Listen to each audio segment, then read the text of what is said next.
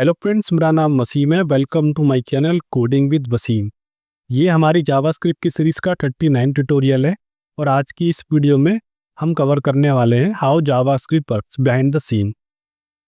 तो behind the scene JavaScript कैसे work करती है उसको आज हम देखने वाले हैं। जैसा कि मैं लास्ट वीडियो में प्रॉमिस किया था गाइज आपसे कि नेक्स्ट वीडियो में हम कवर करेंगे कि जावास्क्रिप्ट बिहाइंड द सीन कैसे वर्क करती है। ठीक है, उससे पहले हम एक एग्जाम्पल देखेंगे कि हमें जो आउटपुट मिलता है वो किस बेसिस पे मिलता है। तो हम वीएस कोड में चलते हैं। सबसे पहले वीएस कोड में हम गए और यहाँ पर देखना कि मैंने एक स्क्रिप्ट लिखी हुई है ये, और इस फाइल को यहाँ पे इंक्लूड कराया हुआ है। सिंपल से एचटीएमएल फाइल है, जिस जेएस फाइल को, जैसा कि हम पिछली वीडियो में करते आ रहे हैं। यहाँ पर मैंने लिखा है starting script, I am time out, end of script. ठीक है, तो इसमें क्या होगा, इसका जो आउटपुट आएगा starting script and script, I am time out. अगर मैं रिफ्रेश भी करके दिखाऊंगा आपको तो ये आउटपुट आएगा। वो क्यों, टाइम आउट बाद में क्यों आता है इसमें, जबकि हमने 0 सेकंड लगा रखा है यहाँ पे। तो 0 सेकंड का मतलब इससे पहले आना चाहिए ना, एंड ऑफ स्क्रिप्ट से। इसी ऑर्डर में आउटपुट मिलना चाहिए हमें, बेसिकली कहने वाली बात ये है। ठीक है, अब ये ऐसा नहीं हो पा रहा है। ठीक है, तो उसको हम कैसे देखेंगे कि ऐसा क्यों होता है जावास्क्रिप्ट में। तो इसके लिए हमारे पास जो होते हैं जावास्क्रिप्ट में कुछ कॉन्सेप्ट होते हैं। हमारे पास होता है global context, call stack, web API और टास्क क्यूज। तो उनका हम एक एक करके देखते हैं। तो बिहाइंड द सीन किस तरीके से कोड एग्जीक्यूट होता है, जिसकी वजह से हमें ये वाला जो आउटपुट है वो मिल नहीं पाता है। तो चलते हैं।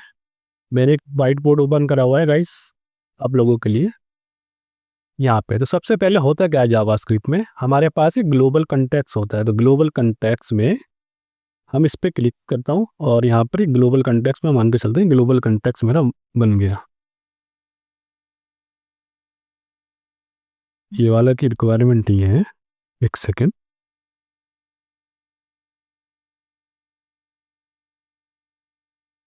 या तो इसमें ग्लोबल कंटेक्स्ट में हमारे पास होता क्या है, और मैं इसको नेमिंग भी दे देता हूँ ताकि कोई कंफ्यूजन ना रहे। ग्लोबल कंटेक्स्ट, अगर आपको याद हो ये ग्लोबल कंटेक्स्ट हम ऑलरेडी डिस्कस भी कर चुके हैं वहाँ पे, जब हमने दिस कीवर्ड को कवर किया था। तो प्लेलिस्ट का लिंक आपको वीडियो के डिस्क्रिप्शन में मिल जाएगा, तो वहाँ पे देख सकते हैं। तो ये ग्लोबल कंटेक्स्ट में क्या होता है कि सारा का सारा ये जो कोड है ना, जो हमने लिखाया था अभी बीएस कोड में जो दिखाया था, और इसको और लेफ्ट में कर लेते हैं, स्पेस चाहिएगा गाइस हमें बहुत अभी। तो ये सारा का सारा कोड जो है इसमें जाके रजिस्टर हो जाता है, ग्लोबल कंटेक्स्ट में अवेलेबल हो जाता है। यहाँ रजिस्टर हो जाएगा कोड जब ये एग्जीक्यूट होगा। ठीक है, और हल्का सा छोटा कर लेते हैं इसको।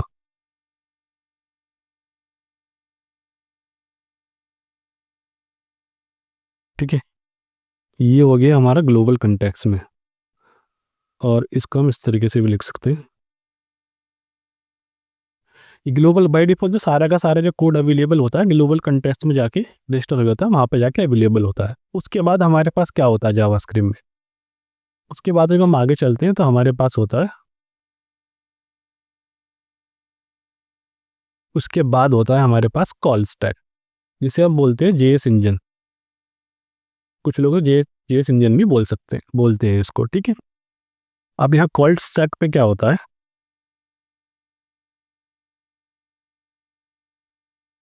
ये देखो, और मैं इसको नाम भी दे देता हूँ ताकि चीज़ें अच्छे से समझ में आए। कॉल स्टैक, और इसको बोलते हैं हम जेएस इंजन। ठीक है, इस तरीके से मैं रख दिया यहाँ पे।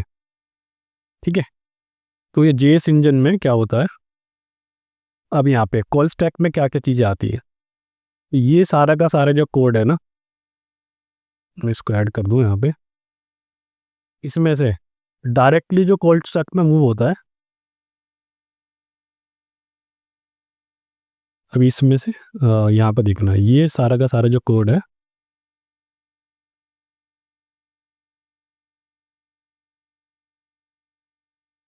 पहले मैं इसको यहाँ पे लेकर आता हूँ, हल्की सी सेट कर लेता हूँ, ठीक है। अब यहाँ पर देखना, ये जो कोड है कंसोल डॉट लॉग, ये डायरेक्टली कॉल स्टैक में मूव हो जाएगा। कॉल स्टैक में बस सेट टाइमआउट वाला कोड मूव नहीं होगा। तो ये वाला कोड जाता कहाँ पर है? तो ये वाला जो कोड है ना, ये डायरेक्टली कॉल स्टैक में नहीं आता है, क्योंकि ये जावास्क्रिप्ट का पार्ट नहीं, हम बोल सकते हैं ब्राउज़र की वेब एपीआई का पार्ट है ये। तो ये जो कोड मूव होता है, इसका जो कोड होता है ना, सेट टाइम आउट हो गया आपका, सेट इमीडिएट हो गया, प्रोमिस हो गए, तो पहले डायरेक्टली मूव नहीं होते। तो पहले डायरेक्टली ये जाते हैं, इनडायरेक्टली मूव होते हैं कॉल स्टैक में। आएंगे कॉल स्टैक में, जावास्क्रिप्ट सिंगल थ्रेडेड है, तो कॉल स्टैक से ही एग्जीक्यूट होंगे वन बाय वन। बट उस सबसे पहले डायरेक्टली मूव नहीं होते हैं। तो ये कहाँ जाते हैं वो बताना चाहता हूँ आपको मैं। उसके बाद हमारे पास एक होती है वेब एपीआई, यहाँ पे तो मैं लगा लेता हूँ, ठीक है। उसके बाद होती है हमारे पास एक वेब एपीआई।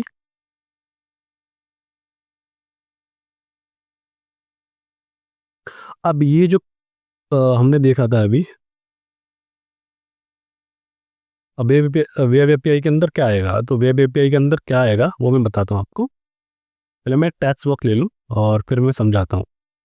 तो ये जो इसका पार्ट है ना, ये वाला जो पार्ट है, इसका ये रजिस्टर होगा यहाँ पे, कॉल स्टैक में नहीं जाएगा, ये आएगा, ये पुश होगा। देखो कंसोल डॉट लॉग, ये तो पुश हुआ हमारे कॉल स्टैक में, तो ये जो दोनों पुश हुए यहाँ पर। बट ये वाला जो कोड पुश होगा, ये पुश होगा हमारे यहाँ पे वेब एपीआई के अंदर, ठीक है। ये आएगा यहाँ पर, और यहाँ पर अभी जो हमने पास कर रखा है वो टाइमर इसका है बिल्कुल ज़ीरो है, और इसका जो क्लॉक है, क्लॉक मतलब टाइमर, वो है ज़ीरो।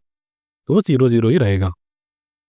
अभी तो ज़ीरो है, तो इमिडिएटली ये यहाँ से बाहर निकलेगा, क्योंकि टाइमर हमने ज़ीरो पास किया हुआ है ना यहाँ पे, देखो। तो इमिडिएटली यहाँ से क्या करेगा, ये यहाँ से दूसरी जगह जाएगा। तो उसके लिए हमारे पास क्या होता है, उसके लिए हमारे पास होती है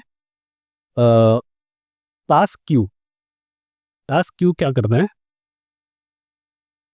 उसके ये हमारे पास होती है क्यू। तो यहाँ पर मैं लगाता हूँ, ये है हमारे पास क्यू। और क्यू में भी हमारे पास दो चीज़ें होती हैं, यहाँ पर होती है सबसे पहले क्यू,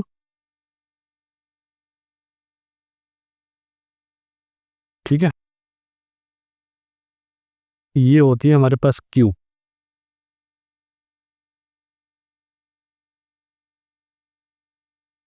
और इसके अंदर होती है हमारे पास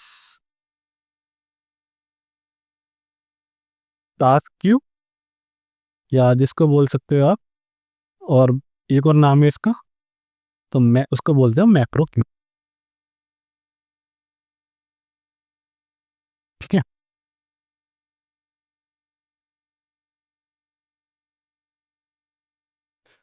अब ये वाला जो कोड जाएगा उठ करके, वो जाता है यहाँ पर, ये जो कोड जाएगा वो आएगा यहाँ पर, ठीक है। अब मैं इसको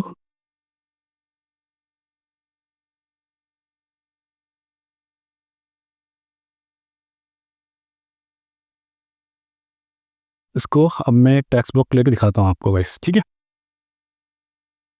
ये वाला जो कोड डायरेक्टली देखो यहाँ नहीं जाता, वेब एपीआई में गया, तो वहाँ से डायरेक्टली कॉल स्टैक में पुश नहीं होगा, ये पुश होगा टास्क या मैक्रो क्यू से बोलते हैं, ठीक है। अब मैं यहाँ से कॉपी कर लेता हूँ इसको,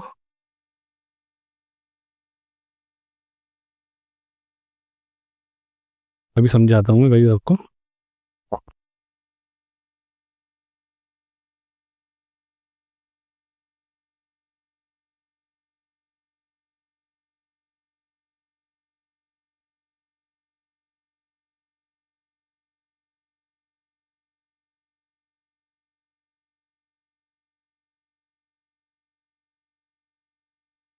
ये देखो, अब क्या होता है, ये वाला जो हमारे पास कोड होता है, सबसे पहले आप आगे समझाने से पहले मैं दोबारा से एक्सप्लेन करता हूँ चीज़ें। पूरा स्ट्रक्चर बन चुका है, सब चीज़ें समझ में आएंगी। देखो, सबसे पहले जो कोड जाता है हमारा ग्लोबल कंटेक्स्ट के अंदर, तो ग्लोबल कंटेक्स्ट के अंदर जो मूव करते हैं चीज़ें ग्लोबल कंटेक्स्ट से, वो जाती है हमारी कॉल स्टैक के अंदर। इसे हम जेएस इंजन भी बोलते हैं। तो कॉल स्टैक के अंदर कंसोल डॉट लॉग हो गया, नॉर्मल फंक्शन हो गए, वेरिएबल्स हो गए, डायरेक्टली मूव करती हैं कॉल स्टैक के अंदर, ठीक है। और ये जो चीज़ें होती हैं, set time out, console dot log, I am time out, ये सेट टाइम आउट हो गया आपका। Set time out, set immediate promise, तो ये जाती हैं डायरेक्टली वेब एपीआई में। तो वेब एपीआई में जाती हैं, उसके बाद ये मूव होती है, क्योंकि इसका फिर इनका टाइमर क्या होता है। अगर टाइमर दे रखा है कितना, मतलब रिक्वेस्ट को रिजॉल्व होने में कितना टाइम लग रहा है, अगर उसे ज़्यादा टाइम लग रहा है, देख सकते हैं आप यहाँ पे, अगर उसे ज़्यादा टाइम लग रहा है तो उतना वेट किया जाएगा यहाँ पे। बट यहाँ पे हमारे जो क्लॉक थी ना उसकी 0 थी, तो इसलिए इमिडिएटली यहाँ से ये बाहर निकल जाएगा, यहाँ पर आ जाएगा फिर, ठीक है। अब उससे आगे का प्रोसीजर क्या है, अब क्या होगा, तो ये कॉल स्टैक, ये ये कॉल स्टैक में आ गया, ये वेब एपीआई में आ गया, टास्क क्यू में आ गया। उसके बाद क्या होगा, ये हमारा जो कोड है, ये वाला स्क्रिप्ट बन का आउटपुट आ जाएगा हमारे पास यहाँ पे। उसका क्या आउटपुट, हमारे पास जो आउटपुट आएंगे क्या क्या आ जाएंगे, उसके लिए मैं टेक्स्ट बुक लेके समझाता हूँ आपको। यहाँ पे सबसे पहले जो हमारे पास आ जाएगा, स्टार्टिंग,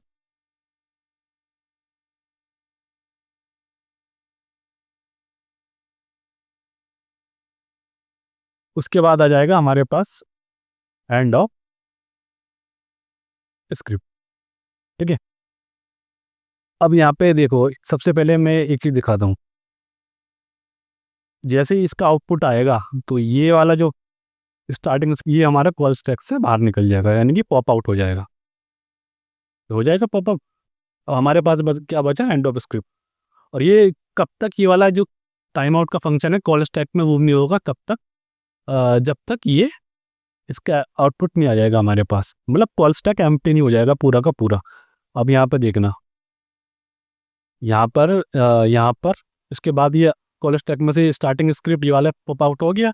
अब ये वाला पॉप आउट होगा, देखो ये and script, end of script. फिर हमारे पास आएगा एंड ऑफ स्क्रिप्ट। तो ये दोनों के दोनों पॉप आउट हो जाएंगे यहाँ से। और मैं इसको, ये पॉप आउट हो जाएंगे, ठीक है। फिर इसके यहाँ रखता हूँ मैं, तो ये हमारा कॉल स्टैक एम्प्टी हो जाएगा। अब आइस की कॉल स्टैक हमारा एम्प्टी है, जावास्क्रिप्ट का जो इंटरप्रेटर है वो यहाँ पर आएगा। अब वो चेक करेगा कॉल स्टैक एम्प्टी है, हम कहेंगे यहाँ पे कॉल स्टैक एम्प्टी है, तो इस वाले कोड को यहाँ पे मूव करेगा। तो इस कोड को जो यहाँ पे मूव करेगा वो डायरेक्टली नहीं होगा, वो होगा with the help of event loop. तो यहाँ पर हमारे पास होगा एक चीज़, यहाँ पर इस तरीके से एक एरो यहाँ से आया और एक यहाँ से आएगा। तो ये जो काम होगा with the help of event loop के होगा वो, ठीक है।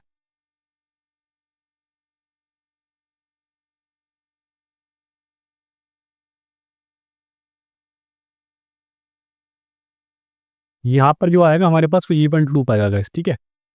अब इवेंट लूप क्या करेगा, इसको इसमें मूव करेगा, इस कोड को ले जाके इसको मूव करेगा। तो मैं यहाँ पे टेक्स्ट बॉक्स ले लेता हूँ दिखाने के लिए आपको।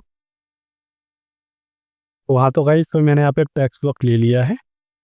अब मैं यहाँ पे इसको मूव कर देता हूँ। तो यहाँ पर मैं लिख देता हूँ आपको समझाने के लिए कि ये काम किससे होगा। ये काम होगा हमारा with the help of event loop. ये काम होता है इवेंट लूप का,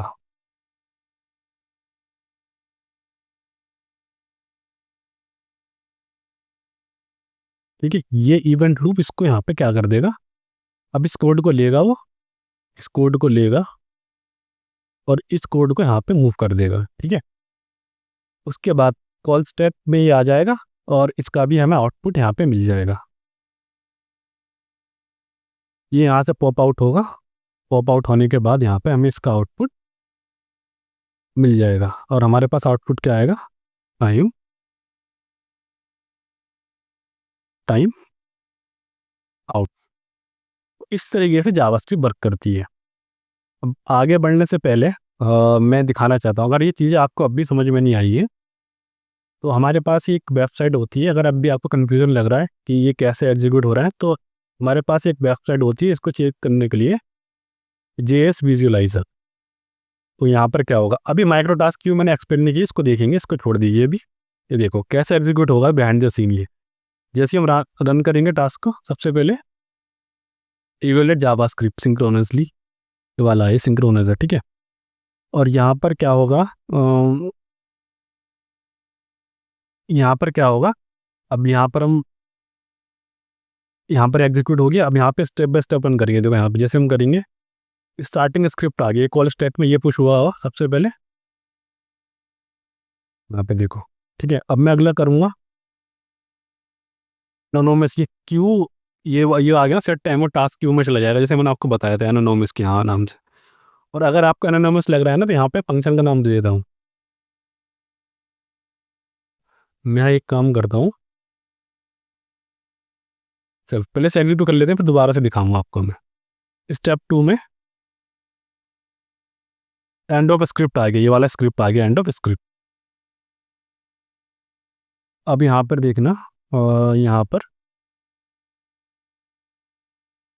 ये यहाँ पर आ जाएगा एनोनोमस क्यू और स्टेप आओ, आई एम टाइम आउट, ये भी आ गया हमारे पास। उसके बाद एम्प्टी। अब यहाँ पे और अच्छे से समझने के लिए ना कि कुछ चीज़ें नहीं दिख रही, तो इस सब चीज़ों का फंक्शन में रैप कर देता हूँ एक। तो मैं क्या करता हूँ, यहाँ पे ही रैप कर लेता हूँ और इसका भी नाम दे देता हूँ मैं, इसका नाम दे देता हूँ मैं टाइम आउट। इसको दे देते हैं हम टाइम आउट फंक्शन। और यहाँ पे एरो ऑपरेटर हटा के मैं नॉर्मल लिख देता हूँ, यहाँ पे दे दो फंक्शन, फंक्शन टाइम आउट, ठीक है। इस तरीके से दे दिया मैंने। और इन्हें भी एक फंक्शन में रैप कर लेता हूँ नॉर्मली, ये टाइप के फंक्शन में रैप करूँगा गाइस मैंने, ताकि मैं आपको दिखा सकूँ। फंक्शन में देता हूँ स्टार्ट स्क्रिप्ट,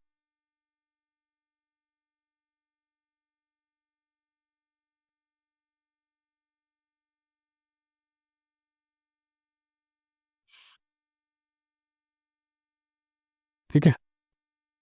और यहाँ पर हम इस फंक्शन को एग्जीक्यूट करा लेंगे यहाँ पे, ठीक है। और उसके बाद में यहाँ पे एक फंक्शन और बना दें,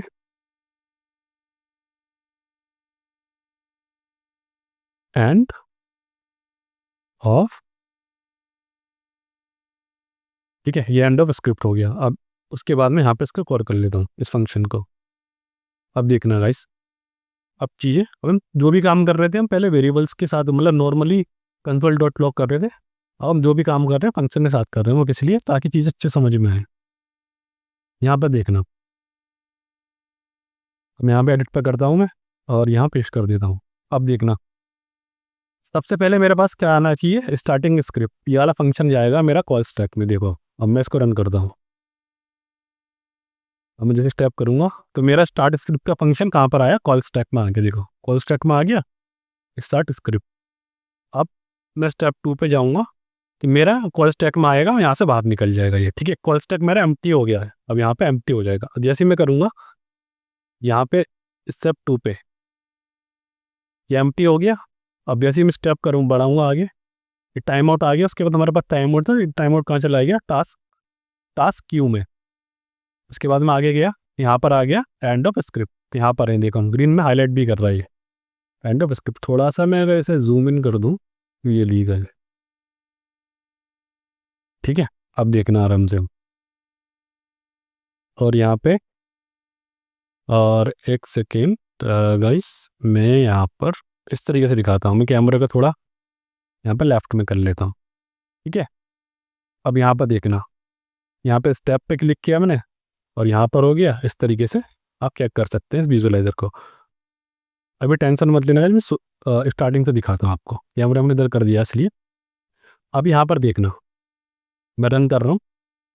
अब यहाँ पे देखो ध्यान से, ये स्टेप का बटन आ रहा है आपके पास। अब जैसे ही मैं यहाँ पे क्लिक करूँगा स्टेप, तो ये स्टार्ट स्क्रिप्ट आ जाए, स्टार्ट स्क्रिप्ट आ गया हमारे पास। उसके बाद जैसे मैं आगे क्लिक करूँगा तो स्टार्टिंग स्क्रिप्ट, क्योंकि कॉल स्टैक मैं आया और ये कंसोल डॉट लॉग था, कॉल स्टैक से बाहर निकल गया, मैं आउटपुट मिल गया। उसके बाद कॉल स्टैक एम्प्टी हो गया, ठीक है। फिर आगे गया, उसके बाद हमारे पास टाइम आउट था, तो गया तो रिक्वेस्ट टाइम आउट पे, तो टाइम आउट हमारा डायरेक्टली कहाँ जाएगा, टास्क क्यू में चले जाएगा। तो ये हमारा टास्क क्यू में आ गया, इस तरीके से ये आ गया। अब जैसे ही मैं स्टेप पे क्लिक करूँगा तो एंड ऑफ स्क्रिप्ट आ जाएगा।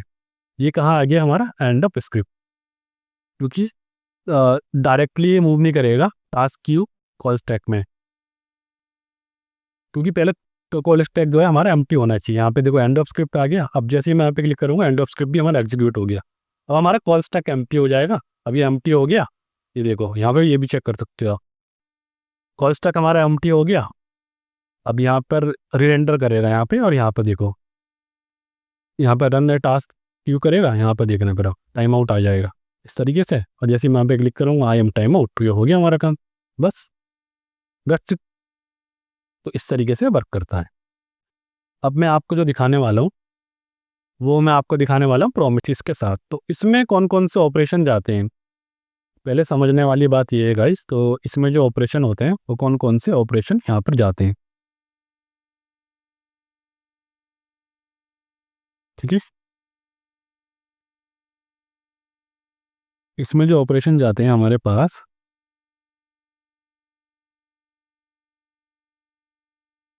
जितनी भी असिंक्रोनस ऑपरेशन होते हैं वो यहाँ पे जाते हैं। अब हमारे पास एक और मैं क्वेश्चन दिखाता हूँ आपको, एक और यहाँ पे देखो, और मैं इसको यहाँ पे मिनिमाइज ही कर लेता हूँ और यहाँ पर देखेंगे आउटपुट।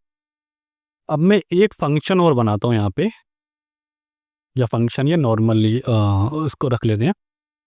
अब ये तो हमारे पास एक और कॉन्सेप्ट होता है micro task Q. Micro task Q का काम क्या होता है, तो माइक्रो टास्क क्यू क्या करेगा, यहाँ पे एक फंक्शन बना लेता हूँ मैं यहाँ पे, फंक्शन प्रोमिस, हाँ प्रोमिस फंक्शन के नाम से बना लेता हूँ। प्रोमिस कहाँ पर जाएगा वो देख लेते हैं। यहाँ पर डालेंगे हम promise dot resolve I am promise, ठीक है, इस तरीके से। और इस फंक्शन को मैं यहाँ पे एग्जीक्यूट करा लेता हूँ।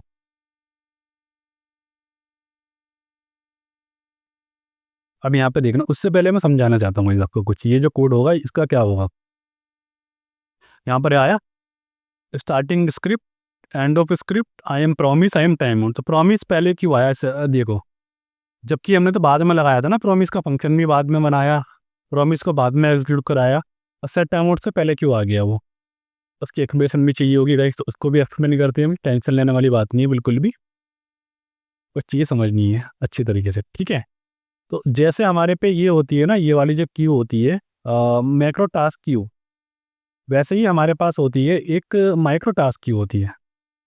तो माइक्रो टास्क क्यू क्या करती है, जितने भी यहाँ पे देखना, ये होती है हमारे पास माइक्रो टास्क क्यू,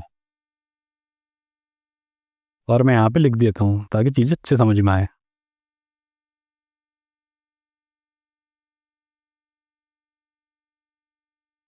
माइक्रो, जो माइक्रो टास्क क्यू बोल सकती हूँ, माइक्रो क्यू बोल, माइक्रो क्यू लिख देता हूँ आपको समझाने के लिए, ठीक है। मैक्रो हो गई क्यू और ये माइक्रो हो गई।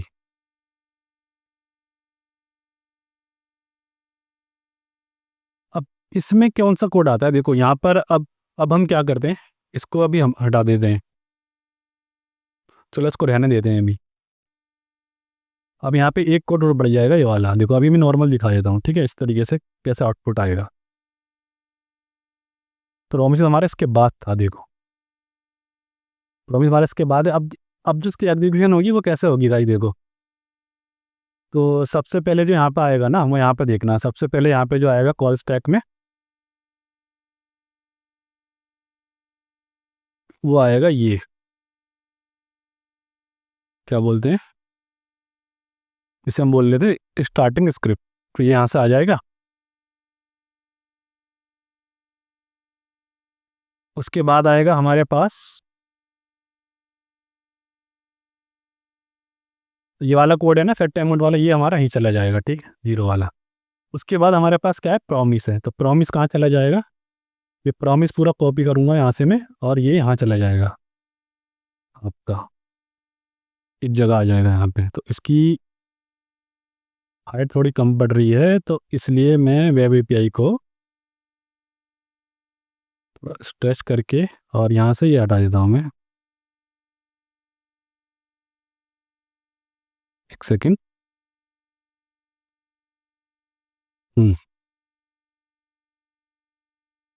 एक सेकेंड। तो इसको मैं हटा देता हूँ और मैं यहाँ पे इसको जूम कर देता हूँ।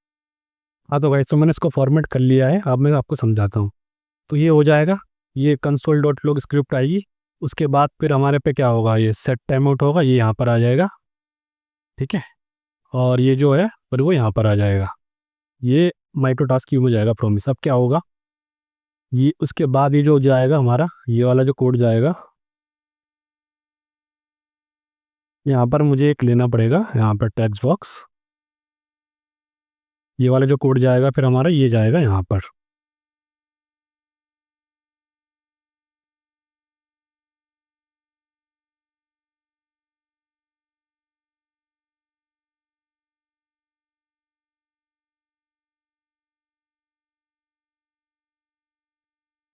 ये यहाँ पर आ जाएगा। ठीक है।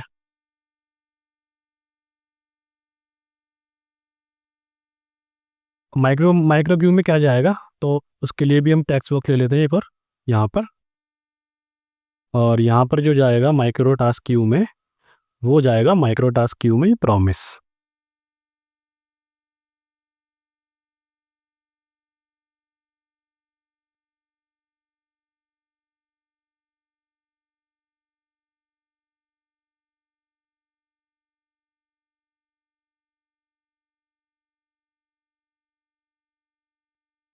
ठीक है। ठीक है, तो ये हो गया। अब यहाँ पर देखना, अब क्या एग्जीक्यूट होगा। सबसे पहले जो एग्जीक्यूट होगा, देखो, ये हमारा पॉप आउट हो जाएगा यहाँ से। कहाँ से? यहाँ से, कॉल स्टैक से। उसके बाद हमारे पे जो आउटपुट आ जाएगा, वो आउटपुट आ जाएगा हमारे पास ये। यहाँ पर आ जाएगा हमारे पास स्टार्टिंग स्क्रिप्ट। ठीक है। स्टार्टिंग स्क्रिप्ट आ जाएगा। उसके बाद हमारे पे, हमारे पास क्या आएगा,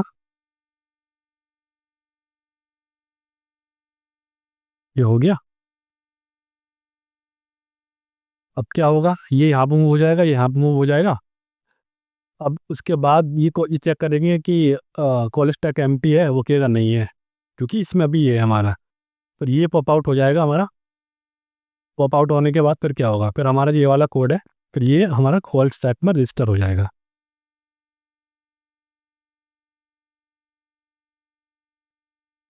और इसके बाद हमारे पे यही पॉप आउट हो जाएगा। ये पॉप आउट हो जाएगा तो यहाँ पे क्या आ जाएगा, एंड ऑफ स्क्रिप्ट। ठीक है। ये यहाँ से हट जाएगा। अभी अभी मैं हटा दूंगा इसको, ये यहाँ से हट जाएगा। ठीक है गाइस।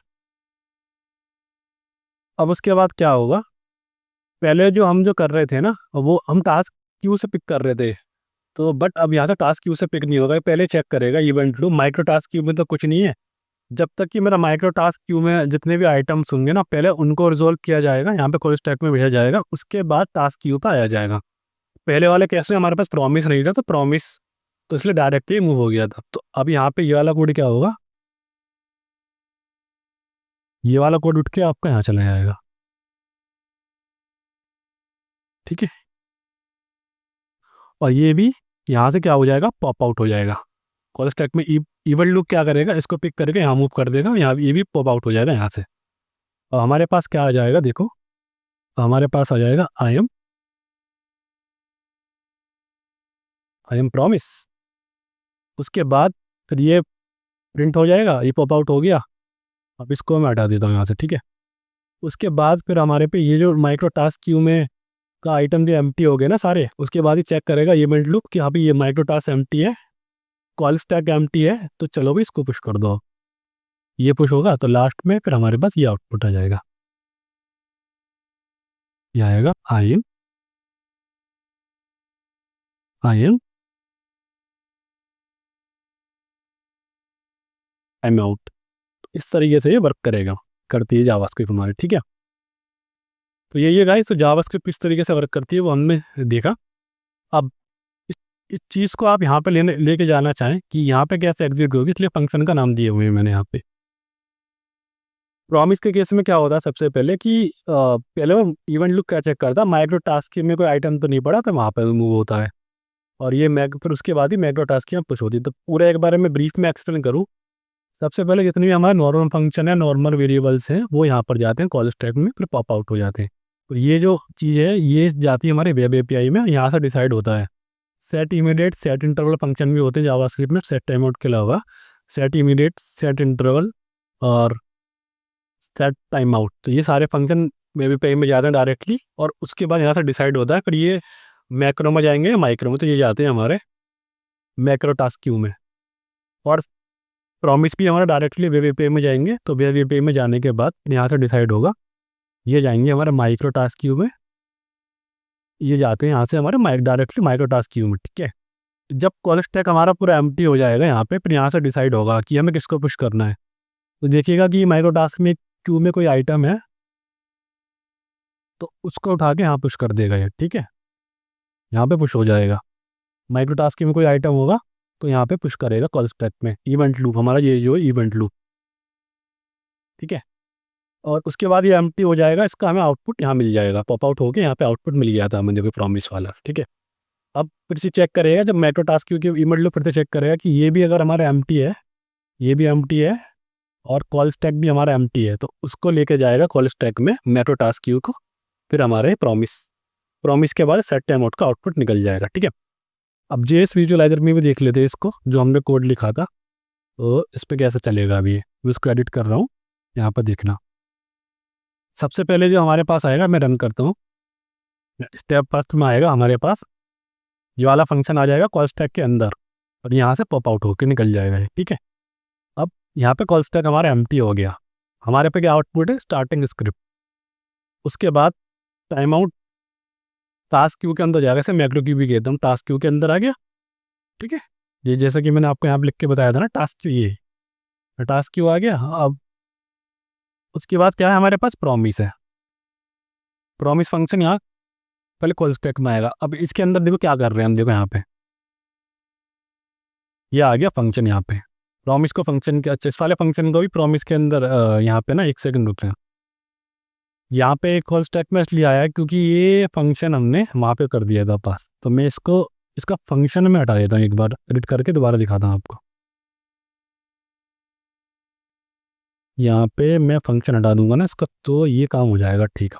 देखो अब देखना दोबारा से, कि देखना स्टार्ट स्क्रिप्ट यहाँ आएगी कॉल स्टैक में, और यहाँ से बाहर निकल जाएगी। अब यहाँ पे टाइम आउट आ गया, उसके बाद टाइम आउट था तो टाइम आउट आने लगा। उसके बाद ये एनोनोमस बोला कि इस फंक्शन को प्रॉमिस से कुछ नाम भी दिया ना मैंने, तो यहाँ पे हमारे पास क्या आने लगा, एनोनोमस। एनोनोमस यहाँ आएगा डायरेक्टली माइक्रो टास्क क्यू में, तो इसलिए मैंने फंक्शन से हटाया, क्योंकि जावास्क्रिप्ट जो फंक्शन है, फंक्शन की जो है बॉडी, तो यहाँ पे फंक्शन की जो डिक्लेरेशन है वो तो यहाँ आएगी, बस उसकी डेफिनेशन तो प्रॉमिस थी ना, तो तब भी वो माइक्रो टास्क क्यू में ही जाता।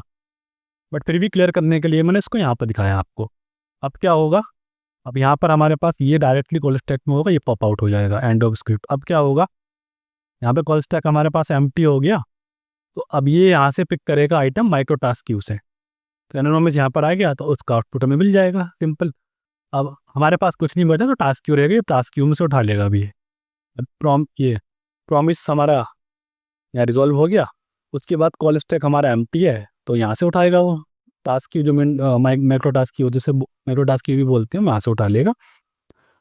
तो यहाँ से उठाएगा टाइम आउट, और यहाँ पे टाइम आउट का रिस्पॉन्स पे आ जाएगा, और उसके बाद ये कॉल स्टैक एम्प्टी पूरा। तो इस तरीके से JavaScript behind the scene work करती है। काफ़ी बार इंटरव्यू में कई क्वेश्चन पूछे जाते हैं इसके रिगार्डिंग। तो कॉल स्टैक क्या है, इवेंट लूप क्या है, माइक्रो टास्क क्यू क्या है, मैक्रो टास्क क्यू क्या है, वो सारी चीज़ें हमने देखी आज, ठीक है। तो इस तरीके से चीज़ें वर्क करती है जावास्क्रिप्ट में behind the scene. So alright guys, तो इस चीज़ को समझना बड़ा ज़रूरी था, क्योंकि असिंक्रोनस, एक बात याद रखना, जितनी भी असिंक्रोनस ऑपरेशन है वो सारे के सारे हमारे वेब एपीआई के अंदर जाएंगे, सिंपल। जितने भी असिंक्रोनस ऑपरेशन है डायरेक्टली वेब एपीआई के अंदर जाते हैं, ठीक है। तो दैट्स इट, ये था गाइस आज के इस वीडियो में। और बाकी अब हम जो देखेंगे नेक्स्ट वीडियो में, मैं एक्सप्लोर करने का जो ट्राई करूँगा वो ट्राई करूँगा बॉम को हम बॉम क्या होता है, ब्राउज़र ऑब्जेक्ट मॉडल। जैसे हमने डॉम देखा था डॉक्यूमेंट ऑब्जेक्ट मॉडल, ऐसी है बॉम। तो बॉम ऑब्जेक्ट मॉडल को हम कवर करेंगे और एक ही वीडियो में उसे भी कवर करने का ट्राई करेंगे। तो ये वीडियो थोड़ी लंबी इसलिए हुई गाइस कि पूरा एक्सप्लेनेशन देनी थी इसमें। तो ये था गाइस आज के इस वीडियो का टॉपिक। आई होप आपको हमारी एक्सप्लेनेशन पसंद आई होगी। पसंद आई है तो वीडियो को लाइक करें, चैनल को सब्सक्राइब करें। Bye guys, Tata.